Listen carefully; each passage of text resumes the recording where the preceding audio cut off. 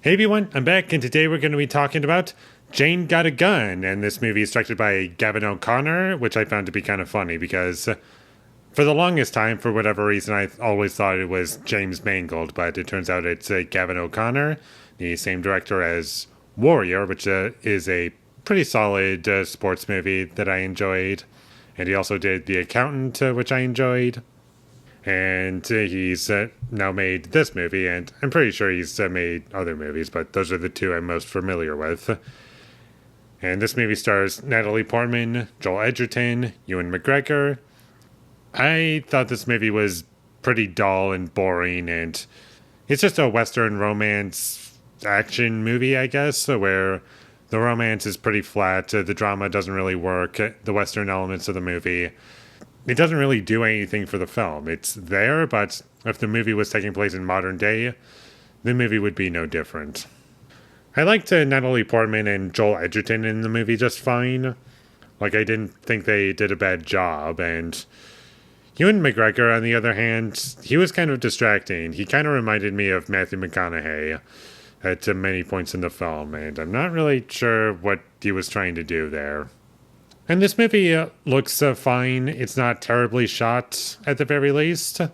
There's a couple of scenes that are okay in this movie. Like, they were handled well enough in terms of presentation. That much I can give this movie credit for. Is that, in terms of how certain scenes were presented, not bad. I can live with those scenes. And this movie's nice and short, hour and a half. But there's a lot about this movie that's just unnecessary. It keeps cutting back to Natalie Portman and Joel Edgerton and how that was kind of like a lost romance, I guess, or something, where she thought he died and she just moved on, and turns out he didn't die. But that kind of has some drama to it, and we got that going on, and we have all these different characters in this movie who I guess are criminals, and you're kind of just told a lot of things, but nothing really feels like it's building to anything or as though you're getting any payoff when you find out certain things, except for like maybe a couple elements, which I thought worked pretty successfully. And I just felt as though a lot of things were just underdeveloped, and I just didn't really understand why characters were doing the things that they were for the most part. I didn't really care for the child acting in the movie. I thought that was pretty bad. And the music in the movie was pretty bland. It was just generic Western music. Like, it could have been in any other Western, and the music would be no different in my ears. And I know this is kind of nitpicky, but I just found it distracting in this movie, where it's supposed to be a Western, and it's like taking place in the 1860s, for the most part, or at least half of it, but everyone just has perfect teeth for some reason. Don't know why. And most of my experience while watching the movie was just me not caring about anything that was going on. Like, I didn't care about the story, I didn't care about any of the characters, and I was just emotionally checked out because of that. And it also did not help that everything in the movie was very predictable for the most part. Like, there were, like, maybe one or two things they didn't see coming. One time it was in a case that benefited the movie, but later on in the film they reveal something and it really ruined that thing that I liked.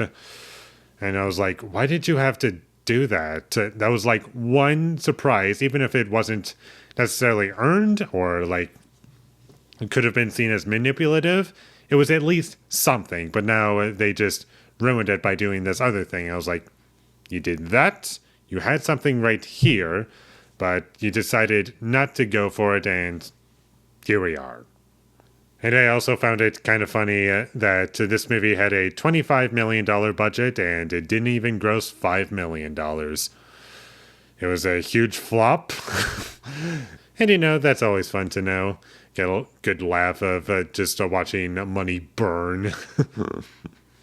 And for some reason, I always heard that in this movie, the character Jane, played by Natalie Portman, doesn't even use any guns, really, or never fires a gun, but she does fire a gun, so I guess I was proven wrong about that. I guess it was something else that that something like that was talked about, and they don't even use the thing that's in the title. And that's about all I have to say about Jane Got a Gun. It wasn't very good. It was very boring. I would not recommend checking this movie out. It's got nothing for anyone, really. It's just a very bland, very forgettable film that I will never watch again. So skip this movie if you ever come across it. It's not worth your time, and that's all I have to say about it. So with all that being said, I'm going to give Jane Got a Gun a 3 out of 10. Thank you for watching my videos as always. If you enjoyed this review, be sure to leave a like and comment down below you thought of Jane Got a Gun, and my social media links, they will all be in the description, so follow me there. And last but not least, subscribe to be a part of Foley Nation, and I'll see you when I get my next review up, and that is going to be for Indiana Jones and the Dial of Destiny. So look forward to that, but until I get that up, thank you for watching and have a great day.